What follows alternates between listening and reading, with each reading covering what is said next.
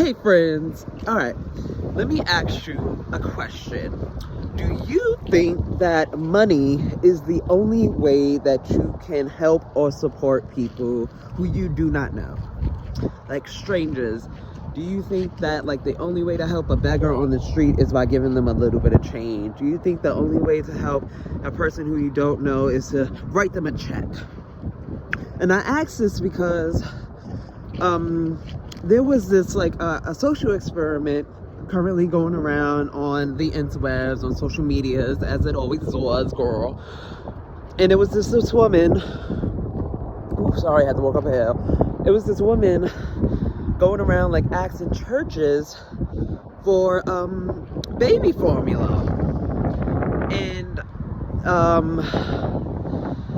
lot of the churches got back to her. Some of them did not pick up the phone. Some of them just straight out told her no.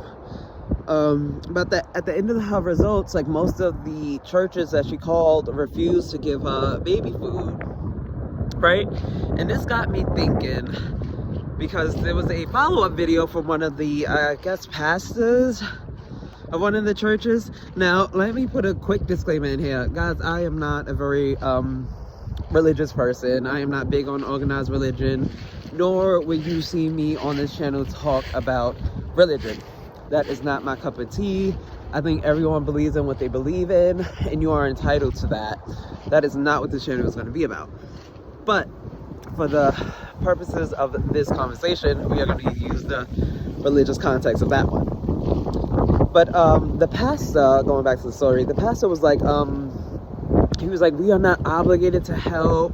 He was like, that's not in our faith. He was like, we also can't, weed out, who's telling the truth, because we get so many calls, and we just, people just want all the money, and, it could be fake calls, and this, that, and the third. And that got me thinking, because I was just like, granted, I understand, that you can have fake calls, there was like, there are scammers out there. We can't, we live in, we got to be really realistic about certain things, and we have to, as much as I believe there's good in the world, we have to be realistic and know that there are people who are not out there to do good, right? But one thing that stuck out to me, without me dying, was that even though like you can't give somebody monetary values to help, you can still give someone the time of day. You can still give someone advice, right? You can still give someone resources. You can still give word of mouths to things. You can ask around and say, hey, I got this person, they was looking for help, maybe you can help me. I am currently studying digital marketing, and one of the things that I've learned from my digital marketing friend, and I want you all to remember this, is that even in our great digital age where communication is so abundant, we have 1,000,008 ways to talk to one another. You have every social media app, you have new ones, you have old ones, you have ones that haven't even been developed yet. You have AI coming into terms.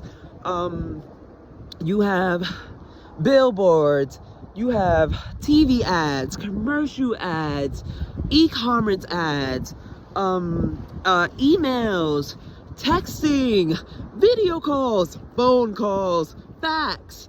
You have 1,000,008 ways to get in contact with people, but the most prominent and effective way to communicate is still word of mouth. It will always be word of mouth. We are a species that depend on one another. I know as much as people get on each other's nerves, because Lord knows, sometimes I be wanting to just crash out, because people sometimes do the most craziest and foolish things. But at the end of the day, like in a broader sense, we as a species depend on one another. There is no you without me, and there's no me without you. And I think the sooner we all come to that conclusion, we will be better. But yeah, so back to the point I was trying to make. Word of mouth is still the most powerful way of communicating, and in this case, I still think that it is the most powerful way to give help, right? To help someone doesn't mean that, at least for me, doesn't always mean that you have to give somebody money or give your last to them. I know, as like a quick little example, so over the summer, y'all know I'm homeless, and I'm going into month 4 or 5 as a recording of this. It is so cold out now. It is winter. Look at these trees, honey. Bam! Look at the leaves on the ground. We jumped from summer straight into winter. It is freezing. Canada is pushing all this cold air down here. We in like the 20-30 degree Fahrenheit. It's cold. But yeah, so over the summer, there was another homeless guy that I had met, and I obviously I didn't have any like monetary things to give him, but what I did have to give him, friend, was the time of day. I had some oranges, and I had some tree nuts, and I had a mat. I offered him an orange, some tree nuts, and we literally just sat on the grass and we talked. And it was so helpful for him and me. It was just so nice to have someone to sit down and to discuss things with, and to talk to someone about like just life and life event. But that's what I mean when I say like help doesn't always have to be a monetary thing. Literally just to give someone your ear, to sit down and honestly listen to someone, to honestly give them your best advice, or even if you don't even have advice, once again that word to mouth comes into play. Hey, I may know someone who may know someone. Hey, I may know some resources for you. Here's a phone number. Here's an email address. Look at that billboard over there. Like, call this number. There's ways to help one another without having to give your last. I often say that you don't really know what people are going through, so try to always be empathetic. Oh my gosh, once again, I'm not going to be too like religious on this channel, but a little bit of a backstory on me, friends, is that growing up, I was in foster care. I've always stayed in contact with my foster family, and they are very big churchgoers.